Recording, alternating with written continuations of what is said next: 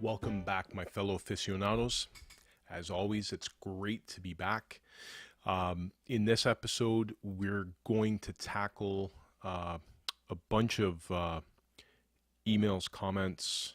Um, I was really, it was really overwhelmed. I was really surprised with how many people are engaging, and that's awesome. Um, as I always said, together we learn, we get better, and I'm learning some stuff from some of you subscribers out there as well. That, that's awesome. So let's get at it. Uh, the first one, uh, Patrick Nelson. Uh, Love your passion for these ancient models of perfection, of human perfection. Your flavor of appreciation is contagious. Thank you for your insight. We'll be following your posts. Signed, Patrick. Thank you very much, sir. Like I said, I'm not a pro, but I like to think I've smoked a lot to have some knowledge, and there's some of yous out there that have probably been smoking longer than me. So, but thank you for the kind words, sir. Next one comes from Manny Boy. Uh, how many fans do you run in the unit? By that, he's talking about the aristocrat when they are. Where are they positioned, and how are they hooked up? So there's two fans, and they're kind of, let's see if I can do this. So they're kind of up in this area in the corners, right at the back, and it's hooked up to the brains here. So what Bob Stabell ran, they're quick connects as well inside. So in case a fan fails, which eventually in time it'll have to, I mean, the brushes will burn out. You'll have to replace them. So they have the quick release, and he has it wired, and it comes down to the unit to the set it and forget it. And that's how they run. They run approximately every once every hour, and I have it on a 2 minute cycle. And again, that's my preference. You can edit the setting whichever way you feel comfortable. So hopefully that answers your question, Manny. All right, and the next question comes from AW9292. What cigars would you recommend for someone just getting into it? What site stores would you recommend? Signed, your fellow Canadian from Ontario. Um,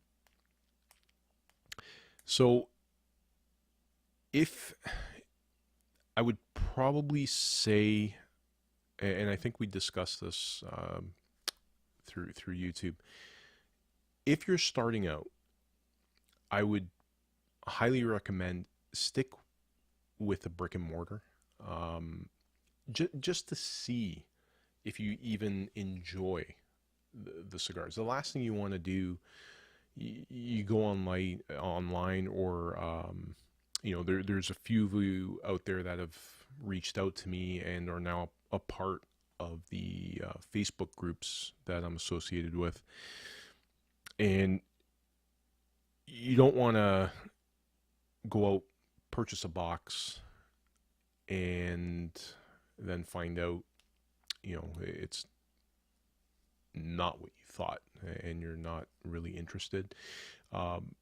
Joining the Facebook group or going to your local brick and mortar.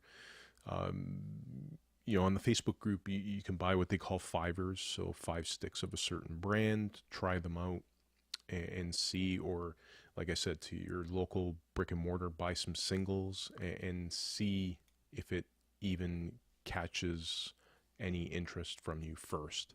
But once you get to that, as we were saying, messaging, then you can start looking, at, I keep saying cigars. Habanos is what I love, which will lead me into Mr. John on the next question. But the reason why I like that site so much is I have the option. I can ask Ravi for a box code list. He'll send me a box code list. I can see, let's take an example. I want some Monty number twos. So I can go in, I can see the list, and I can select what box code I want. And on top of that, I can have the option of, yes, you know what? Open the box, inspect the box, add a little bit more protection, which they normally do is they'll put some extra bubble wrap. Or what I do most of the time is I order the boxes sealed. And reason why I do that, yes, you do get some banged up feet. Not a big deal. I mean, just think of what they're going through. But there's something about opening up a sealed box of Cuban cigars, and I love it. So that's just for me. But yeah, so that's what I would do, my sir. Try it out first before you commit, and take it from there. All right. Next question comes from Mr. John Reddy, and he's commenting about the cigar beetle, and he goes, I should ask, from which cigar did you think the beetle came from, and it is it the only one? Yeah, it was. I did nail. I want to say I caught him in time, but he got the two sticks. But I did get him, and he was saying I was expecting a fist to crush it while it was running around in the plastic bag. Yeah, no beetles were hurt after that video was shot. Not at all. Yeah, I'm lucky I still have a table. Next question. The Big Beast Bear. How did you get those? How much did those boxes cost you in US? And he is referring to the video when I went to Cuba and I brought back all those boxes.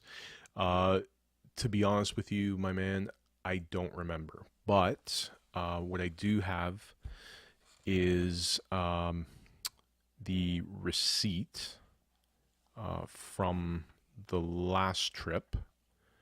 I had some friends pick me up some boxes, and what I'll do, I don't want to get anyone in trouble here.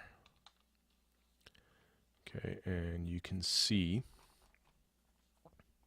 hopefully it shows up on the camera, but the boxes that I picked up, come on, there you go, and the cost, and it's basically US dollars, and is the total there? Yeah, and the total is there.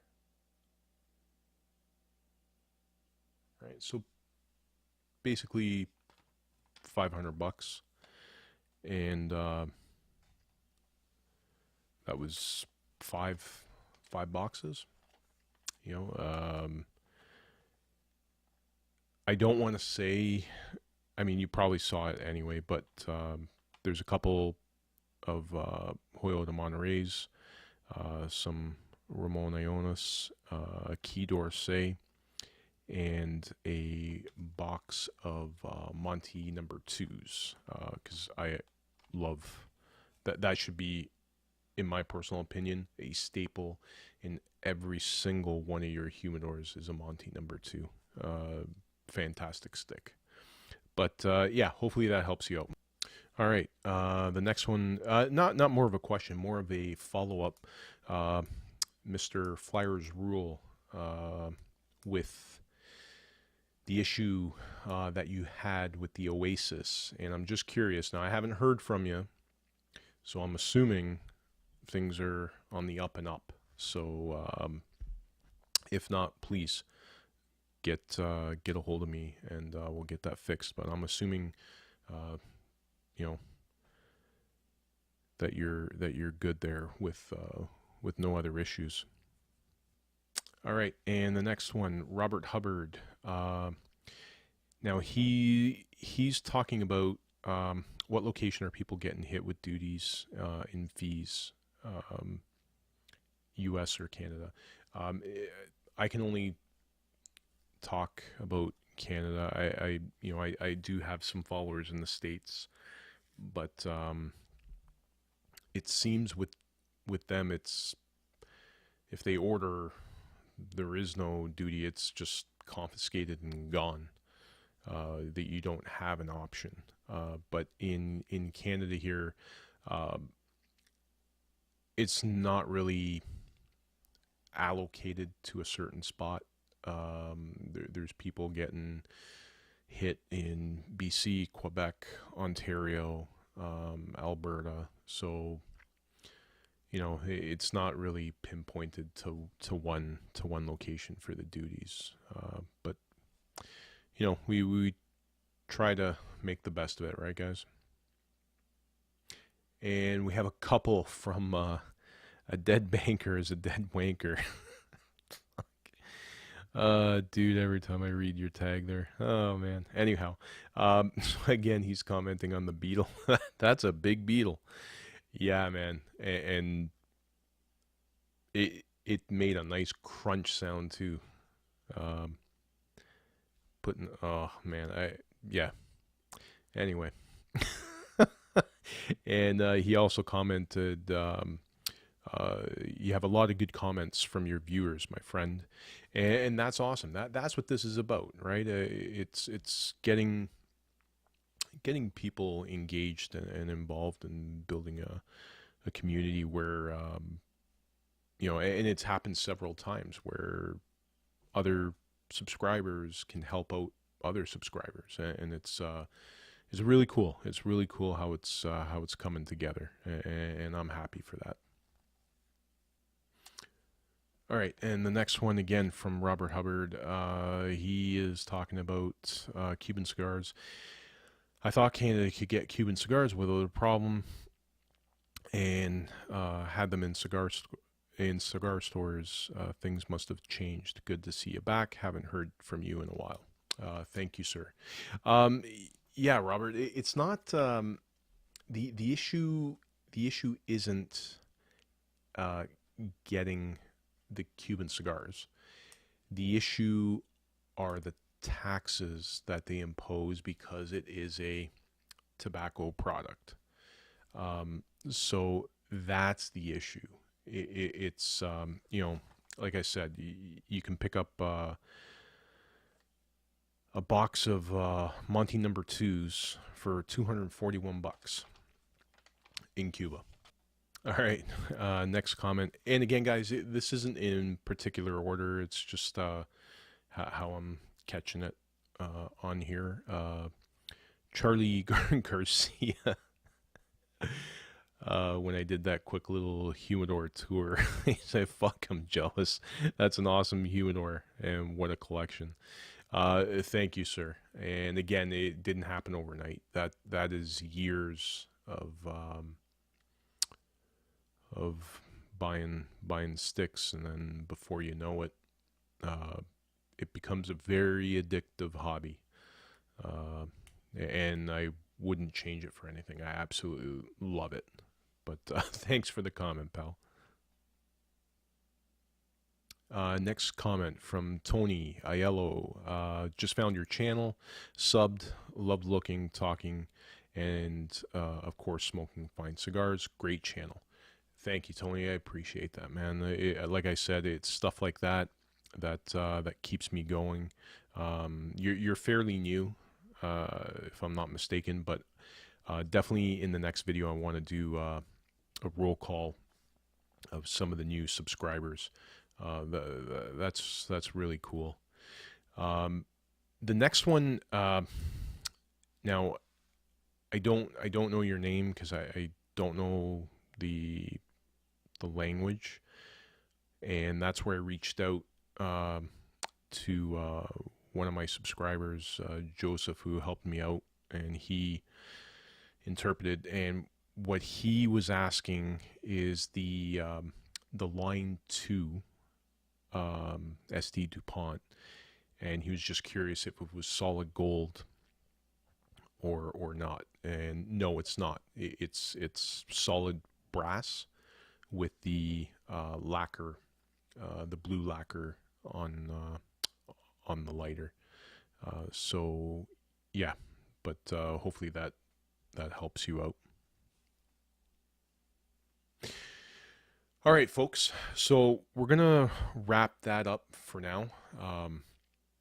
There's still a ton of questions and emails, and I wanted to, like I said before, I want to do a roll call of the new subscribers. But we'll catch that on the next video. We'll continue on. Lots of unboxings yet. I hope you guys enjoy that Peter James case. The best case out there, period, guaranteed. You know, it's an awesome cigar case. Great investment. So, good night, good morning, good afternoon, wherever you're watching in the world. And I will catch you guys on the next video. Cheers.